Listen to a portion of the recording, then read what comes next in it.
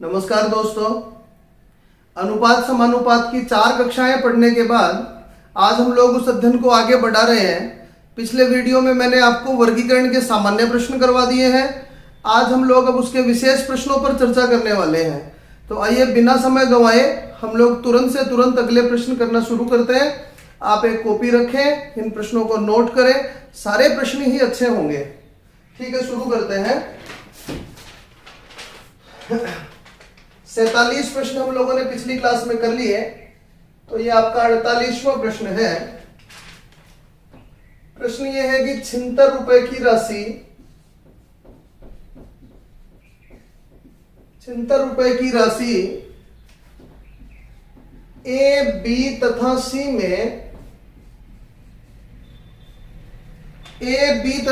में इस प्रकार बांटी गई है कि ए को बी से 7 रुपए अधिक, ए को बी से 7 रुपए अधिक एवं बी को सी से 6 रुपए अधिक मिलते हैं, 6 रुपए अधिक मिलते हैं।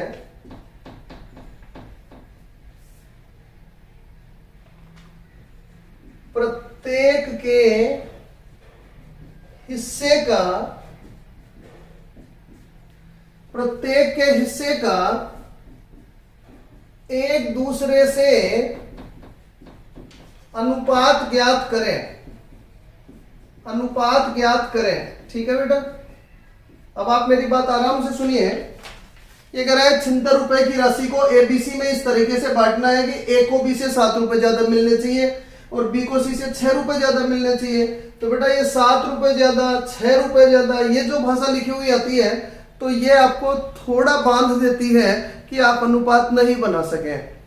तो आपको क्या करना है, इस तरह का प्रश्न आए तो संख्याएं मानकर आप करें। और मानना भी मैं आप लोगों को समझा देता हूं कि पहले जिसके पास कम धन होता है उसका धन माना करें। इसने बोला कि ए के पास बी से ज्यादा है और बी के पास सी से ज्यादा है, तो सबसे कम सी के पास हुए ना, तो माना सी के पास x रुपए है। जिसके पास कम हो उसको मान लिया करो, तो माना सी के पास x रुपए है। अब बी को सी से 6 रुपए ज्यादा मिलते हैं, तो फिर बी को x तो मिलेंगे ही और इससे 6 रुपए ज्यादा मिलेंगे। अब देखिए बी के पास सी से 6 रुपए ज्यादा हो गए और यहां इसने बोला कि ए के पास बी से 7 रुपए ज्यादा है, तो बी के पास x प्लस 6 रुपए है, तो इससे भी 7 रुपए ज्यादा अगर आप करेंगे प्लस 7 करेंगे इसमें, तो x प्लस 13 रुपए हो गए। तो बेटा तीनों के पास कुल मिलाकर x और x क्या 3x प्लस 19 रुपए हो गए क्या? और 3x प्लस 19 टोटल रुपए है, तो किसके बराबर हो गए? ये 76 रुपए के। आराम से मेरी बात सुन लीजिए। सी को मैंने कहा माना इसके पास x रुपए है, तब बी के पास हो गए x से 6 रुपए ज्यादा और तब ए के पास हो गए उससे भी 7 रुपए ज्यादा। पता लग रहा होगा आपको। अच्छा, अब आप मुझे ये बताइए, क्या ये टोटल धन हो गया? और ये भी टोटल धन है, तो 19 जब उधर भेजेंगे तो 3x बराबर 57 और x बराबर 19। x का वैल्यू बेटा आ गया 19। तो सी के पास 19 रुपए है, इसके पास 19 और 6 25 रुपए है, इसके पास 19 और 13 32 रुपए है। और यही बेटा इनका अनुपात भी है, क्योंकि ये अपने सरलतम रूप में ये और नहीं कटता, तो ये उनकी राशि भी है और यही उनका अनुपात भी है। आशा करता हूं आपको पता लग गया होगा।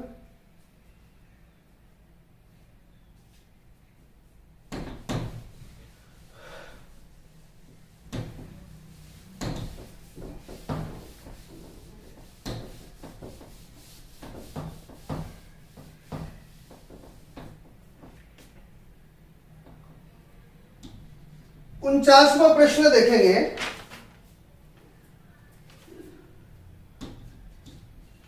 300 रुपए की राशि को,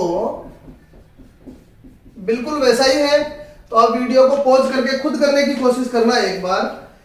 PQR में पी क्यू आर में इस प्रकार बांटे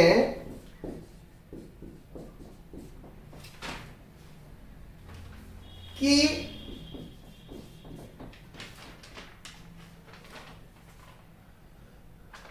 क्यू को पी से 30 रुपए ज्यादा,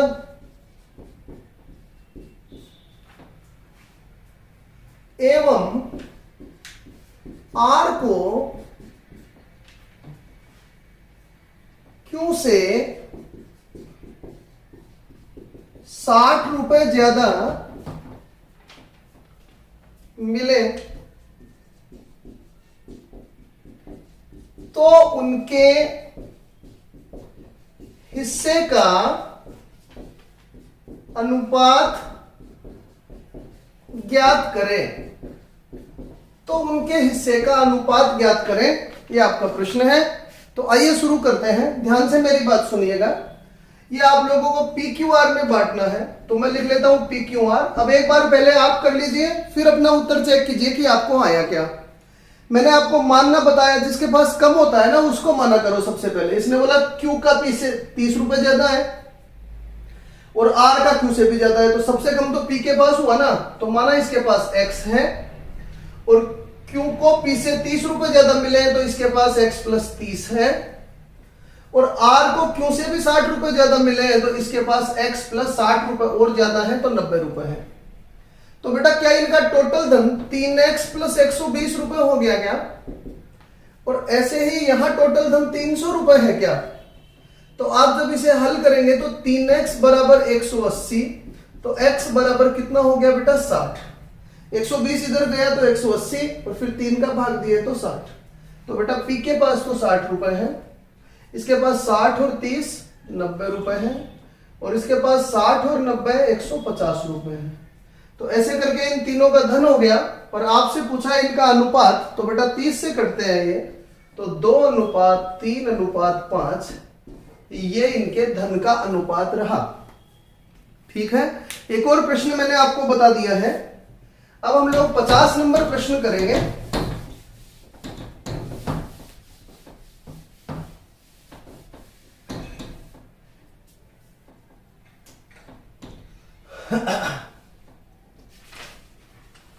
पचास नंबर का प्रश्न है, अच्छा प्रश्न है, ध्यान लगाएं। एक व्यक्ति, मेरे बोलने के साथ ही चाहे आप नोट कर लें इस प्रश्न को। एक व्यक्ति अपनी 86,000 रुपए की धनराशि 86,000 रुपए की धनराशि 5 पुत्रों 4 पुत्रियों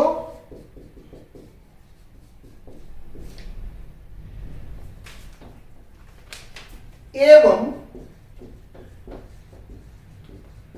2 भतीजों में बांटता है। एवं 2 भतीजों में बांटता है। यदि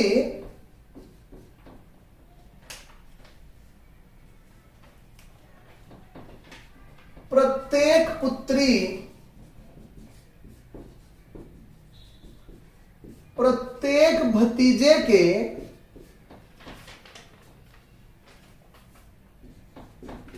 धन का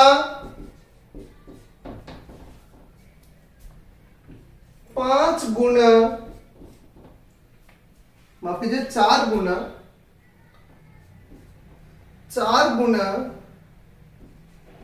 प्राप्त कर सके तथा प्रत्येक पुत्र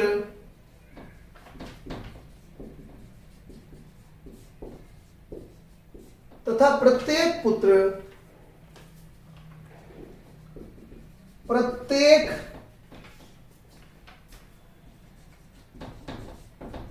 भतीजे के धन का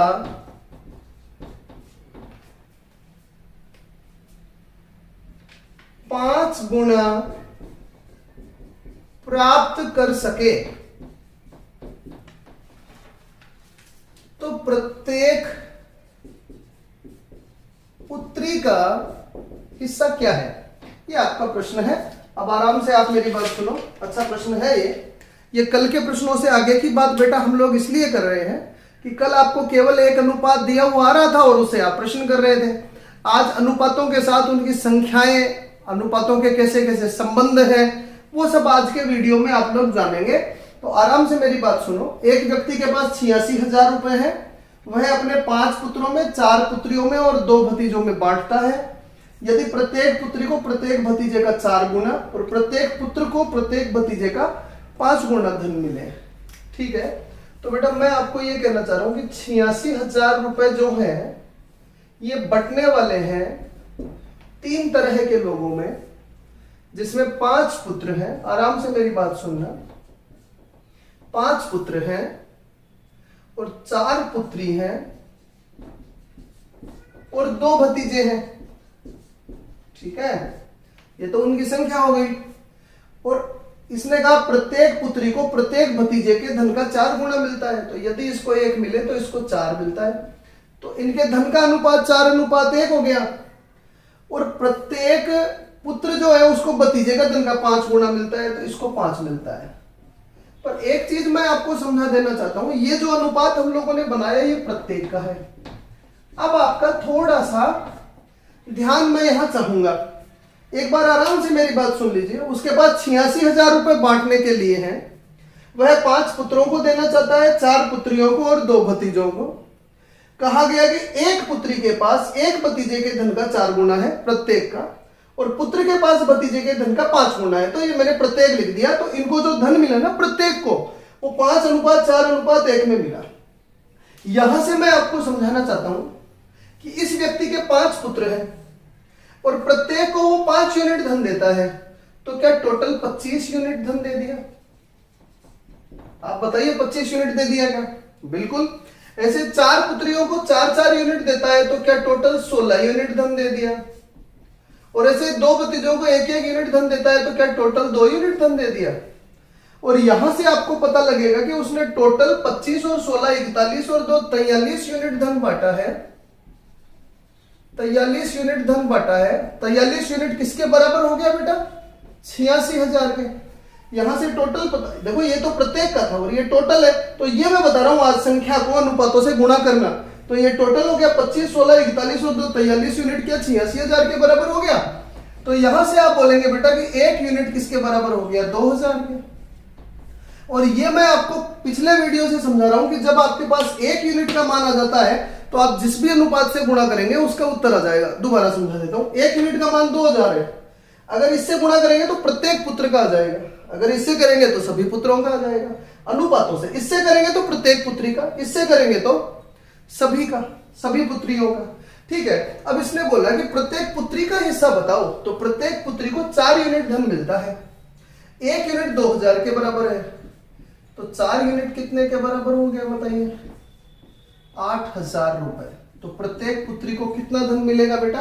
8,000 रुपए। बहुत सरल प्रश्न है, एक बार समझने की जरूरत है। 86,000 रुपए 5 पुत्र, 4 पुत्री और 2 भतीजों में बांटने हैं और प्रत्येक का अनुपात भी दे रखा है। तो गुणा करेंगे तो उनका टोटल धन आ गया और टोटल धन इस टोटल धन के बराबर होगा। तो 1 यूनिट का मान आ गया और 1 यूनिट के मान को आप जिस भी अनुपात से गुणा करेंगे आपको उसका उत्तर मिल जाएगा। चूंकि इसने पूछा प्रत्येक पुत्री का हिस्सा, तो प्रत्येक पुत्री का हिस्सा ये है। तो 2,000 को 4 से गुणा किए तो प्रत्येक पुत्री को मिलेंगे बेटा 8,000 रुपए। और पुत्रियों को टोटल कितने मिलेंगे? तब आप 16 से गुणा करते हैं 2,000 को, तो आप बोलते 32,000 रुपए। चूंकि 4 पुत्रियां हैं, प्रत्येक को 8,000 मिलेंगे, तो उस हिसाब से 32,000 रुपए होंगे, ठीक है। ऐसा एक बड़ा प्रश्न हम लोग और देख लेते हैं। मैं आपको जो भी प्रश्न लिखा रहा बेटा वो एग्जाम में आए हुए हैं और इनकी पूछे जाने की संभावना ज्यादा बनी रहती, और साथ ही आपका जो मैथमेटिकल स्टैंडर्ड है उसको भी ये प्रश्न बढ़ाते जाते हैं। तो मैं बहुत ही उचित रूप से आपके सामने ये प्रश्न रख रहा हूं, क्रमशः जैसे बढ़ना चाहिए। तो अगर आप यहां से देखना शुरू किए हैं तो पहले पिछले वीडियो जरूर देखें ताकि आपको ये बातें ठीक से समझ आ सके, ठीक है। अगला प्रश्न करते हैं, थोड़ा बड़ा प्रश्न है, आप मेरे साथ ही नोट कर लीजिए। प्रश्न है कि धीरज अपनी पूरी संपत्ति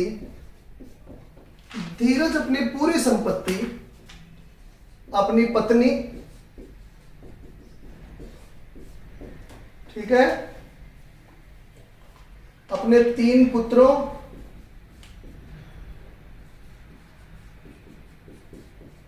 ठीक है, इस बार पत्नी और आ गई है, 2 पुत्रियों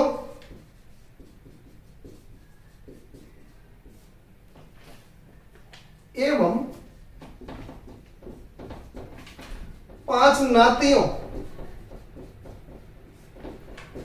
के बीच, 5 नातियों के बीच इस प्रकार बांटता है, इस प्रकार बांटता है कि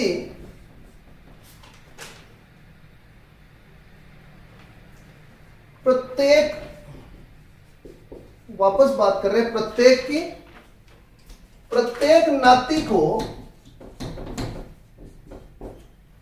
प्रत्येक नाती को प्रत्येक पुत्र के हिस्से का 1/8 एवं प्रत्येक पुत्री के हिस्से का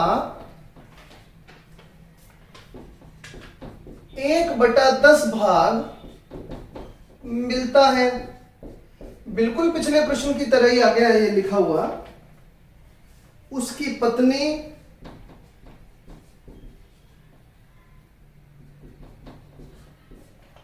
उसकी पत्नी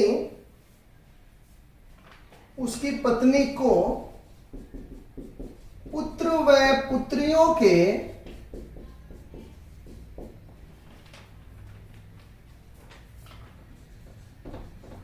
कुल हिस्से का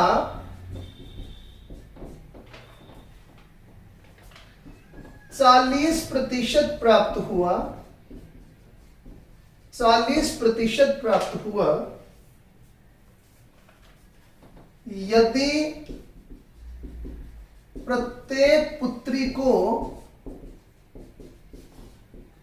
1.25 लाख 1.25 लाख रुपए प्राप्त हुए हों तो 1.25 लाख रुपए प्राप्त हुए हों तो उसकी पत्नी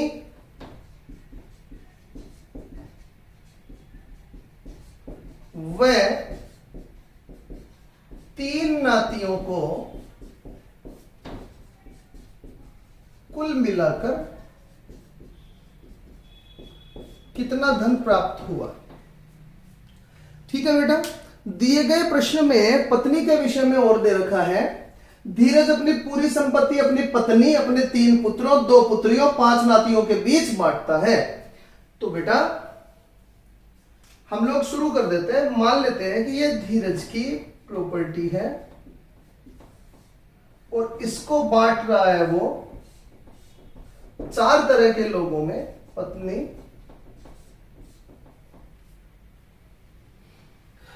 तीन पुत्र, 2 पुत्री और 5 नाती। ठीक है।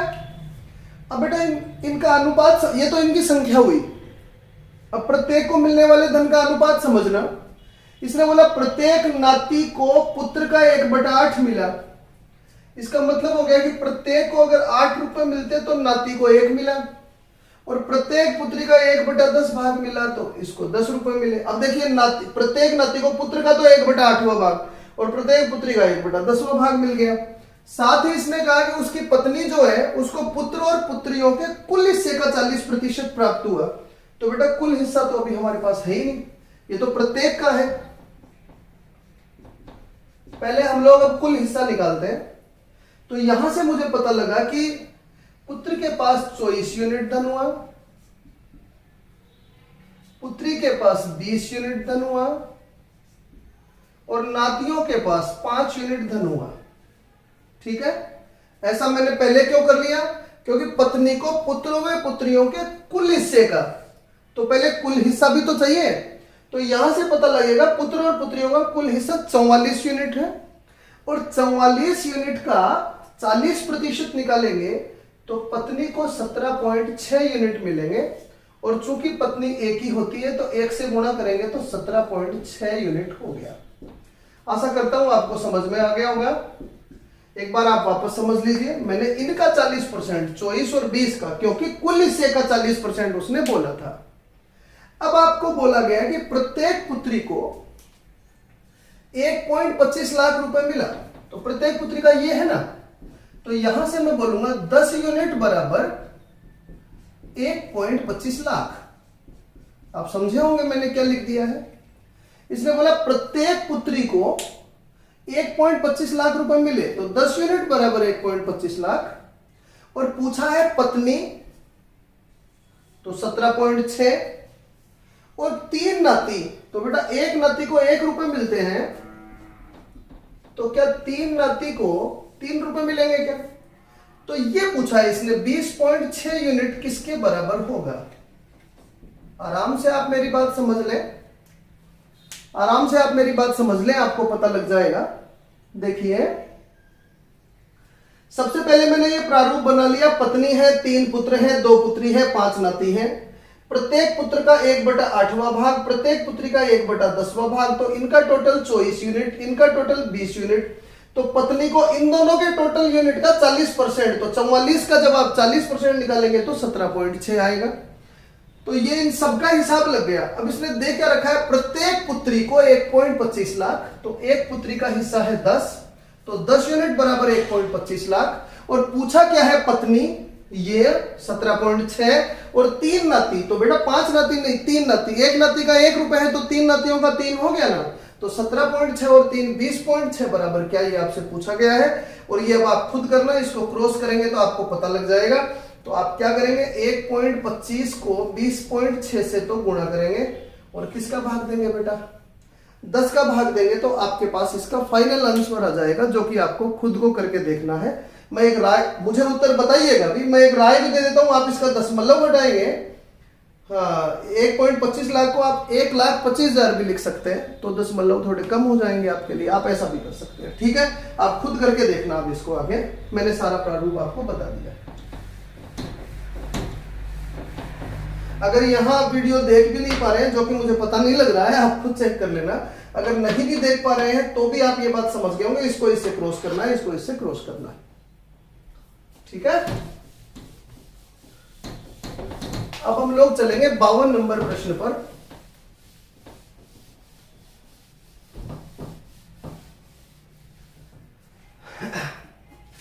सारे ही अच्छे प्रश्न होंगे इसमें, तो आप जरूर ठीक से देखो ताकि आपको पता लगे। ठीक है, 52 नंबर प्रश्न है, एक व्यक्ति एक निश्चित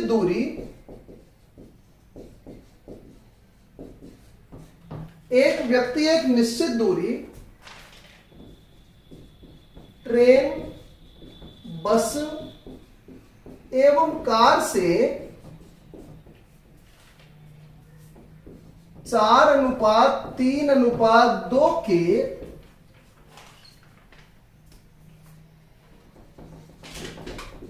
अनुपात में तय करता है, अनुपात में तय करता है। इन वाहनों के प्रत्येक किलोमीटर के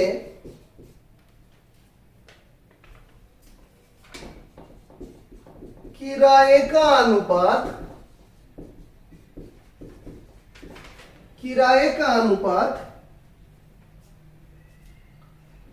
2:4:3 है।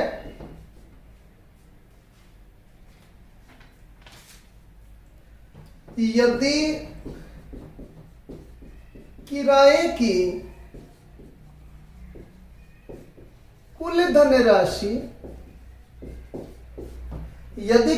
की कुल धनराशि 5200 रुपए है, तो बस का किराया ज्ञात करें। ठीक है, अब बेटा आपको यह समझना है कि हम अनुपातों को कैसे काम में ले रहे हैं और हम ऐसा क्यों कर रहे हैं। देखो बेटा, एक व्यक्ति निश्चित दूरी तय करता है ट्रेन से, बस से और कार से। ठीक है, तो ये जो दूरी तय करता है इसका अनुपात इसने दे रखा है, दूरी है 4 यूनिट, 3 यूनिट, 2 यूनिट। मतलब जैसे 400 मीटर जाता है तो 300 फिर इससे, 200 इससे, या फिर मैं बोलूं 4 किलोमीटर इससे तो 3 किलोमीटर इससे, 2 किलोमीटर इससे, इस तरीके से। और किराए का अनुपात प्रति किलोमीटर का किराया है ये, तो किराए का अनुपात क्या है बेटा, 2:4:3। मतलब अगर ट्रेन में किराया 2 रुपए लगता है तो बस में 4 रुपए, कार में 3 रुपए लगते हैं। ऐसे करके ये अनुपात हो गया।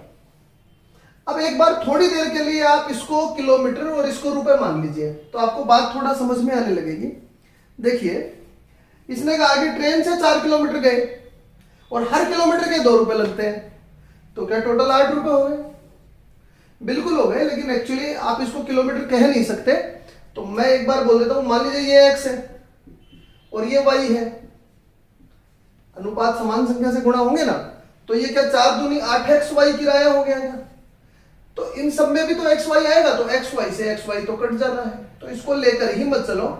यहां से आप सीधी बात कर सकते हो, कोई 4 यूनिट जा रहा है और हर यूनिट के लिए 2 रुपए दे रहा है, तो 8 रुपए उसका खर्चा हो गया, यहां 12 रुपए उसका खर्चा हो गया और यहां 6 रुपए उसका खर्चा हो गया। तो यहां से बोलेंगे कि टोटल जो है वो 26 यूनिट खर्चा हो गया। 12 और 6 18 और 8 26 यूनिट खर्चा हो गया, जो कि 5200 के बराबर है। तो आज मैं आपको क्या समझा रहा हूं, इनको गुणा करना। अभी सारे प्रश्नों में आपने ऐसा ही देखा है। तो क्या 1 यूनिट, आप मुझे बताइए, क्या 200 के बराबर हो गया क्या? 26 2 52 होते हैं, तो क्या 1 यूनिट 200 के बराबर हो गया क्या? अब इसने बोला बस का किराया ज्ञात करें, तो यहां से आप बोलेंगे बस का किराया 12 यूनिट लगा है, तो 1 यूनिट जब 2 के बराबर है तो 12 यूनिट किसके बराबर होगा? आप बोलेंगे 2400 के। ये आपकी बस का किराया है। 1 यूनिट के मान को इससे गुणा करेंगे तो बस का किराया, इससे गुणा करेंगे तो ट्रेन का किराया, इससे गुणा करेंगे तो कार का किराया, इससे गुणा करेंगे तो प्रति किलोमीटर। ठीक है, सारी बातें मैंने आपके सामने रख दी हैं। आइए मैं इसको और आगे बढ़ाता हूं।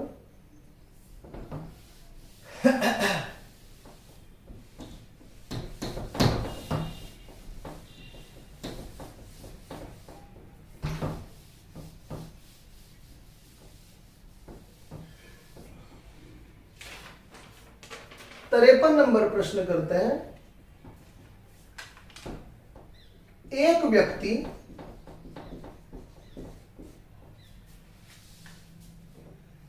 380 किलोमीटर की दूरी, इस बार दूरी दे रखी है आपको, 380 किलोमीटर की दूरी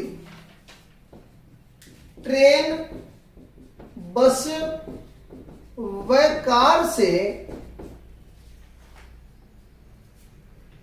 10:2:7 के अनुपात में तय करता है, के अनुपात में तय करता है। इन वाहनों के 1 किलोमीटर के किराए का अनुपात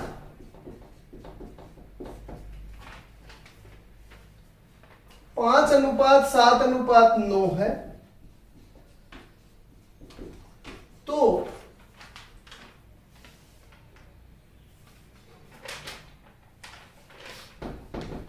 किराए के रूप में उसने कुल कितनी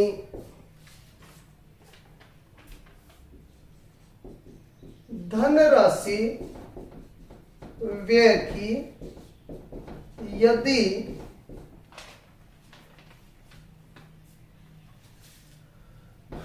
बस का 1 किलोमीटर का किराया 1.40 रुपए हो। बस का 1 किलोमीटर का किराया 1.40 रुपए हो। ठीक है, बताते हैं बेटा। बहुत आराम से ये प्रश्न किया जा सकता है। दूरी जो कि 380 किलोमीटर है, ये तय की गई है ट्रेन, बस और कार से। ट्रेन, बस और कार से 10:2:7 में। मेरी बात समझ रहे होंगे आप? और 1 किलोमीटर का जो किराया है ट्रेन, बस और कार का, वो है 5:7:9 में। अब आप मुझे ये बताइए, क्या इनको वास्तविक बना सकते हो आप? ट्रेन, बस और कार, क्या इनको वास्तविक बना सकते हो? बहुत आराम से बना सकते हैं। यहां देखो, ये दूरियां जो दे रखी हैं आपको, उनके लिए कुल दूरी 380 है। तो क्या मैं यहां से बोलूं 19 यूनिट बराबर 380? 19 यूनिट ही तो है ये, बराबर 380। इस बार आपको दूरी दे दी, तो क्या 1 यूनिट जो है वो 20 के बराबर हो गया क्या? 20 के बराबर हो गया तो प्रत्येक से गुणा कीजिए। इससे करेंगे तो 200 किलोमीटर तो ट्रेन से जाएगा, 40 किलोमीटर बस से जाएगा और 140 किलोमीटर कार से जाएगा। दूरी को मैंने बदल लिया है। अब आप देखिए, बस का 1 किलोमीटर का किराया 1.40 रुपए है और यहां बस का 1 किलोमीटर का किराया 7 रुपए है। तो अगर 7 रुपए 140 पैसे, 7 यूनिट 140 पैसे के बराबर हो गई, तो क्या 1 यूनिट 20 पैसे के बराबर हो गई क्या? तो यहां से आपको ये नहीं पता लगेगा कि 20 एकम 20, 20 पंजो 100, 1 रुपए पैसे है ना, उनको मैं बदल रहा हूं। और 7 का 1.40 रुपए और 9 का 1.80 रुपए। तो बेटा 200 किलोमीटर गया और 1-1 रुपए के हिसाब से खर्चा हुआ, तो 200 रुपए तो ये खर्च हो गए। और 40 किलोमीटर गया 1.4 रुपए के हिसाब से, तो 56 रुपए यहां खर्च हो गए। गुणा कर रहा बेटा मैं, 200 किलोमीटर 1-1 रुपए के हिसाब से गया तो 200 रुपए खर्च हो गए, 40 किलोमीटर गया तो 56 रुपए हो गए। और ऐसे ही 140 किलोमीटर जो है वो गया 1.8 के हिसाब से, तो ये हो गया 0, 2, 2520, 252 रुपए ये हो गया। समझ रहे होंगे आप? तो आपको पूछा गया टोटल कितना खर्चा हुआ। आराम से समझ लेना। पहले मैंने दूरी आनुपातिक थी उसको वास्तविक बना लिया, क्योंकि 380 किलोमीटर दे रखा था। किराया आनुपातिक था, इसलिए उसको भी वास्तविक बना लिया, क्योंकि इस 7 यूनिट के बराबर 1.40 हमें दे रखा था। तो 200 किलोमीटर, हर किलोमीटर का किराया 1 रुपए, तो 200, इनको गुणा किया तो 56, इनको गुणा किया तो 252, और सबको जोड़ देंगे बेटा तो कितना हो गया? 400, 500, 8 रुपए, 200, 250, 300, 500, 8 रुपए किराया। ठीक है, आशा करता हूं आप ये भी समझ गए होंगे। अब हम लोग इस अध्ययन को और आगे ले चलते हैं। आप दोबारा देखना इन प्रश्नों को।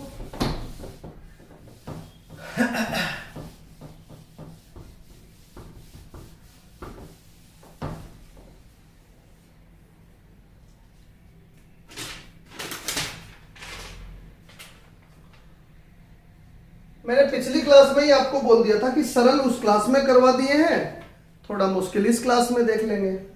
ठीक है, अब देखना आप सभी।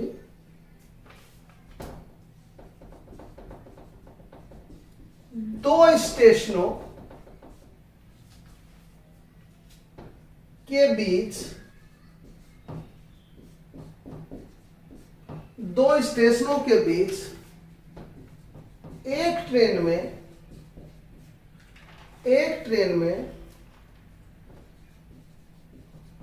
प्रथम श्रेणी एवं द्वितीय श्रेणी के, प्रथम श्रेणी एवं द्वितीय श्रेणी के किरायों का अनुपात, किरायों का अनुपात 3:1 है।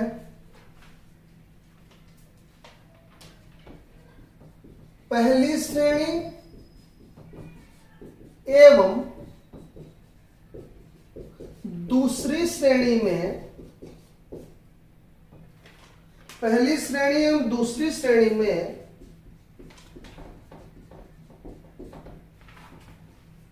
सफर कर रहे यात्रियों की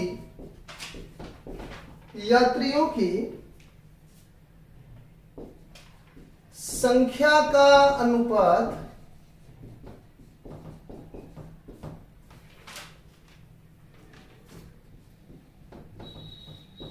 1:50 है। यदि किसी विशेष दिन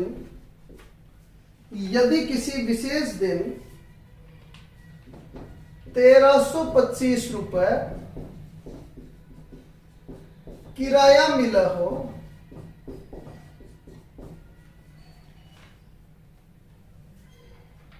तो द्वितीय श्रेणी का किराया क्या है। ठीक है, अब आराम से आप मेरी बात सुनो। देखिए, दो स्टेशन के बीच एक ट्रेन है और ट्रेन में फर्स्ट क्लास और सेकंड क्लास के जो किराए हैं, तो बेटा दो क्लास है ट्रेन के, फर्स्ट क्लास और सेकंड क्लास, इनके किरायों का अनुपात 3:1 है। मतलब अगर आप फर्स्ट क्लास में यात्रा करोगे तो आपका खर्चा 3 यूनिट आएगा और आप सेकंड क्लास में यात्रा करोगे तो 1 यूनिट आएगा। फिर पहली श्रेणी और दूसरी श्रेणी में सफर कर रहे यात्रियों की संख्या का अनुपात 1:50 है। मतलब उस स्टेशन से 1:50 में फर्स्ट क्लास और सेकंड क्लास में लोग बैठते हैं। तो ये तो बेटा क्या है, किराया, और ये कौन है, यात्री। ठीक है, अब यहां से आप मुझे बताइए, फर्स्ट क्लास में 3 किराया हो और 1 यात्री हो तो क्या 3 यूनिट खर्चा आएगा क्या? और सेकंड क्लास में 1 किराया हो और 50 यात्री हो तो क्या 50 यूनिट खर्चा आएगा क्या? कमाई होगी क्या, माफ कीजिए, रेलवे को फर्स्ट क्लास से 3 यूनिट और सेकंड क्लास से 50 यूनिट कमाई होगी। आपको पता भी लग रहा होगा भारतीय रेल सेकंड क्लास पर क्यों जोर रखती है। देख रहे हैं आप, फर्स्ट क्लास से 3 यूनिट कमाई हो रही, सेकंड क्लास से 50 यूनिट कमाई हो रही। तो टोटल कितने रुपए मिले उन्हें? 53 यूनिट मिले उस दिन। और इसने कहा उस दिन तो 1325 मिले थे। तो 1325 में 1 यूनिट का मान हम लोग निकाल लेते हैं। 53 का भाग देंगे तो 2 बार चला जाएगा, 106 तक। 106 तक गया तो 26 बच गया, 53 5, 1 यूनिट 25 के बराबर हो गया। 53 का भाग दे दिए तो 1 यूनिट 25 के बराबर हो गया। तो अगर द्वितीय श्रेणी से प्राप्त किराया बताओ तो द्वितीय श्रेणी से 50 यूनिट प्राप्त होता है और 1 यूनिट का मान 25 है, तो दोनों को गुणा करेंगे तो 1250 रुपए। जो 1325 रुपए टोटल प्राप्त हुए थे उनमें से 1250 यूनिट तो प्राप्त हुए, 1250 रुपए तो प्राप्त हुए थे सेकंड क्लास से, और इससे गुणा करते तो 75 रुपए प्राप्त हुए थे फर्स्ट क्लास से। ठीक है, तो आपको पता लग गया होगा। हम एक अंतिम प्रश्न और करेंगे, थोड़ा बड़ा प्रश्न है इसलिए मैंने ड्रॉप कर रखा था लास्ट के लिए।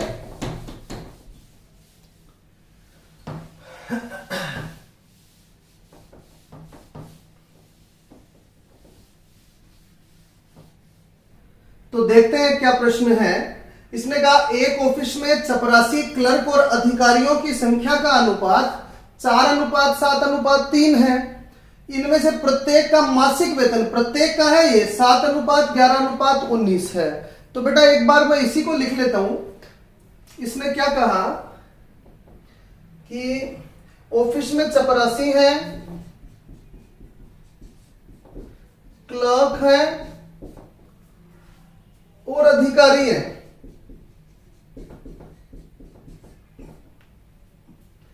इनकी संख्या का अनुपात क्या है बेटा? 4:7:3।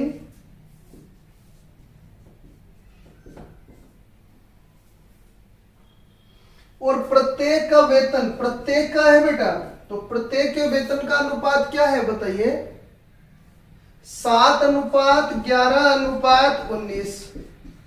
ठीक है, तो यहां से अब आप चीजों को थोड़ा समझने की कोशिश करना, आराम से सुनना मेरी बातों को। अगर उस ऑफिस में 4 चपरासी हैं, 4 यूनिट चपरासी हैं और प्रत्येक को 7 यूनिट वेतन मिलता हो, तो क्या टोटल 28 यूनिट वेतन मिलेगा क्या? मैंने क्यों गुणा किया, आप समझ गए मेरी बात? भाई संख्या 4 यूनिट है, वेतन 7 यूनिट है, तो 4 7, एक बार इसको 4 संख्या और 7 रुपए मान के देखो। अगर 4 चपरासी होते हैं 7-7 रुपए मिलते तो 28 रुपए तो मिलते। अब मैं बोल रहा हूँ 28 यूनिट मिलेगा, और यहां कितना मिलेगा? 77 यूनिट मिलेगा, और यहां 57 यूनिट मिलेगा। ठीक है, अब आगे इसका प्रश्न पढ़ते हैं। इसने कहा यदि सभी कर्मचारियों के बीच 1,94,400 रुपए बांटे जाने हैं और यहां सभी कर्मचारियों के बीच इतने रुपए बट रहे हैं, तो कितने हो गए बेटा? ये 7 और 7 14, 14 और 8 22 से 2, 7 और 7 14, 14 और 2 16, 162। 162 यूनिट किसके बराबर हो गई बेटा? तो आप बोलेंगे 1,94,400 के बराबर हो गई। तो 1 यूनिट किसके बराबर हो गई बाबूजी? तो यहां से आप इसमें 162 का भाग दे देंगे, तो 162 का भाग एक बार चला जाएगा, 194 से 162 गए तो फिर 2 3 और 4, अब 2 बार चला जाएगा। तो ठीक है, 1 यूनिट 1200 के बराबर हो गई। 1 यूनिट का मान आ गया 1200। ठीक है, अब इसने बोला प्रत्येक चपरासी का ज्ञात करो। तो बेटा मैं यहां से आपको यह बोलना चाहता हूं, प्रत्येक चपरासी संख्या ही नहीं है हमारे पास, तो हम लोग अब एक काम करेंगे, पहले सभी चपरासियों का वेतन निकाल लेते हैं। तो आपको पता है 1 यूनिट 1200 के बराबर है, तो चपरासियों को 28 यूनिट मिलेगा ना, तो 28 गुणा 1200, ये तो इनका कुल वेतन हो गया। कुल वेतन है ये, एक बार दोबारा बता देता हूं, ये जो यहां हिसाब लगा लिया, ये इनका कुल वेतन आ गया। तो 162 यूनिट जो है वो कुल वेतन के बराबर है, तो 1 यूनिट 1200 के बराबर है।